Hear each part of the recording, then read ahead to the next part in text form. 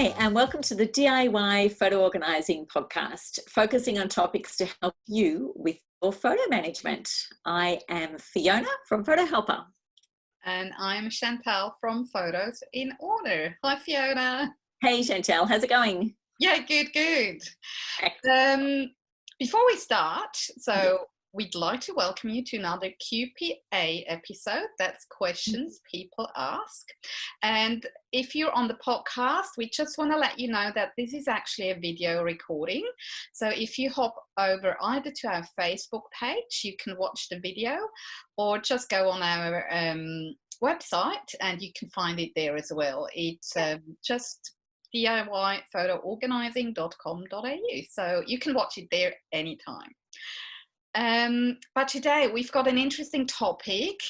We had a listener asking us, how do I gather photos from other family members? So that's quite a common question, actually, because if we have a family or partners, they have photos too that we might put or want to put in our photo hub. So how do we get our hands on them? Exactly. What's our first tip, Fiona? All right, so there's a few different ways that we thought we'd tackle this one. Just in a logical sense, we thought that we'd just break it out into three different options that you really have. Ultimately, obviously, you want to gather these photos and then have them in your hub.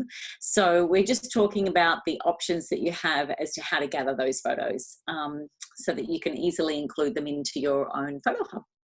So the first way is that you could have these photos and get them onto your own camera roll on your phone. So there's a few different ways that you can do that.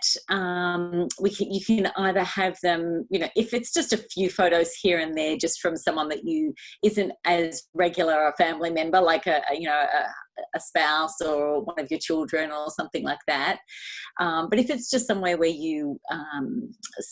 someone's taken a photo that you'd like a copy, you could always just have them text it to you or email it to you, and then you just do save to camera roll. That's an easy one, but that's not something that we would recommend for a longer term solution for family members on an ongoing regular base. So the other ways that you could do that is to either have them airdrop the photos. You could look at using shared albums. Whether or not you're doing that across Android or an iPhone, but the goal there would be to get the photos into your camera roll and then follow your usual process to get them into your hub. What's the next thing we could do, Chantal? So the next option that is probably the most obvious one, or the most straightforward one, I think, is let's assume you've got a partner or you have kids and they've got photos on their phone. So we're mainly talking about phone photos, by the way. You probably have noticed that by now, because that has become our main camera. And for everything else, this second option is the USB connection. And that works for everything, not just phones, but it's the most obvious. You simply plug in your device, connect it to your computer, and you copy paste your photos, and you're done. Now with SD cards and USB sticks and all these sorts of things, that's straightforward, pretty easy. With phones, it's not always so easy, depending on your phone settings and a lot of different things. But it is, if you do choose that option, you connect your phone to your computer using the USB cord, and then you've got the option to either copy paste the photos directly from within the phone. So when you're on a Windows Explorer, the phone would pop up in the sidebar as a device, like a USB stick or something, and you can find your folder with the photos and you copy paste them. And that's again same for iPhones and Android. Some Android phones actually have a camera card in the phone, which is great. So in that case, you might be just be mindful that you might find photos in two different places. One, that's the actual phone storage, and then your SD card. But it's a copy paste exercise.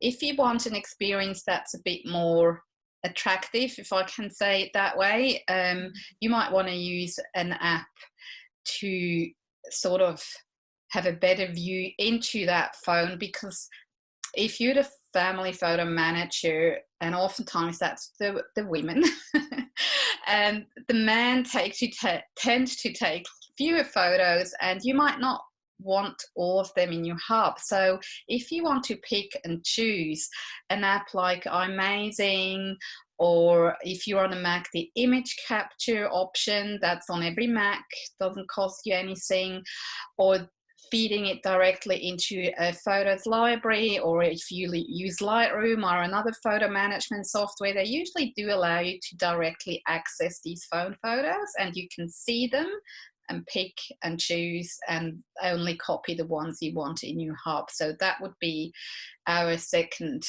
option with the USB connection. Yes. Yeah. And the third option that you could do is you could use a cloud-based service to get your photos from another family member into your own phone, so, or the computer directly. So things like that, we're talking about using like a cloud service Dropbox we've talked about before. You can use any other sort of a shared albums, Google Photos, iCloud, Amazon, different things like that you can take it from their device. So this could be any, a phone or an iPad or something like that, and uploading it to one of these types of cloud services, and then bringing that down into your the rest of your process that you're using for your photo hub. So hopefully that's given you a few answers as far as some of those options. So just to recap that, we've got the first thing we've got to do, the first option you could do is to get it into your camera roll on your phone. Another option is to just plug the device in, the other member's device, into a computer and transfer them across that way. Or the other option is you can use a cloud service, and it goes from their device up to the cloud and then down to your preferred method of capturing that information.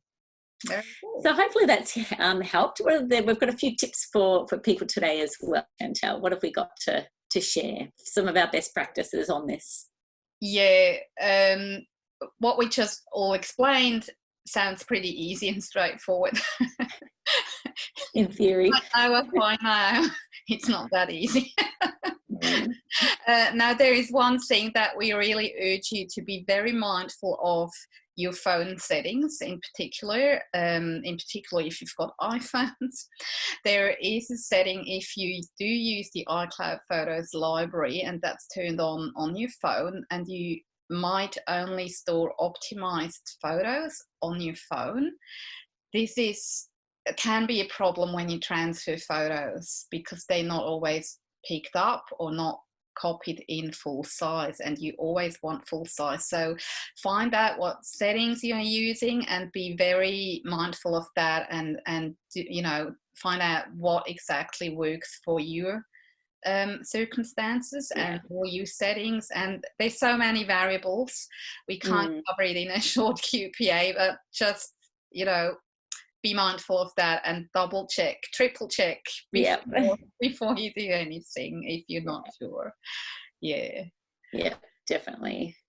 One of the other things we thought we'd definitely share with you is just a really good idea to just keep a track of the last time you did gather those photos from a family member. It's just a really good practice to get into.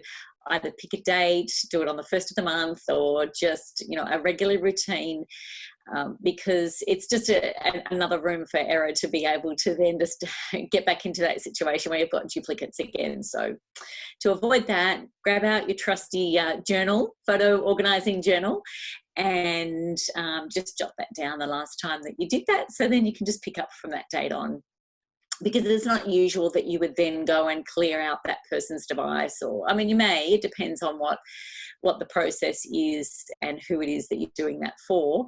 But usually you're just wanting to include those selection of photos into your hub, and keeping a track of that is a good idea. Very good. And our last tip would be to, once you've gathered all these photos from all your family members or other people as well, and process them, run a backup. You don't want to repeat it. So, yeah, just back up. Yep. Yeah. Absolutely. Yes, always. Get back to our golden rules. Right. Yeah, love it. Wonderful. Well, hopefully that's really helped as far as answering our question that people ask, and we would love to have more questions if you've got them coming through on our social media platforms. We're really here to help and be a resource for you. We know that some of these settings and things are tricky and fiddly, so yeah, if you come across one that you're using that you're not quite sure, just pop us a question. So thanks so much for joining us today. One of the things that we did put together for you is just a little one-page sheet that you might like to download from our website. It's just got those 3 main categories as a bit of a sort of a visual for you to remind you how what some of the options are for downloading and gathering photos from other people. So you can pop over to our website, which is www.diyphotoorganising.com.au, and it's on our resources page. So yeah, you're most welcome to pop over there. But otherwise, thanks so much for joining us. And as always, head over to our social media pages and ask us a question or pop a comment. We'd love to hear from you and hear how you're progressing on your own projects. So thanks so much for joining us. I am Fiona from Photo. And I am Chantal from Photos in Order. Thanks so much for tuning in, and we shall see you in 2 weeks' time. See you then. Bye. Bye.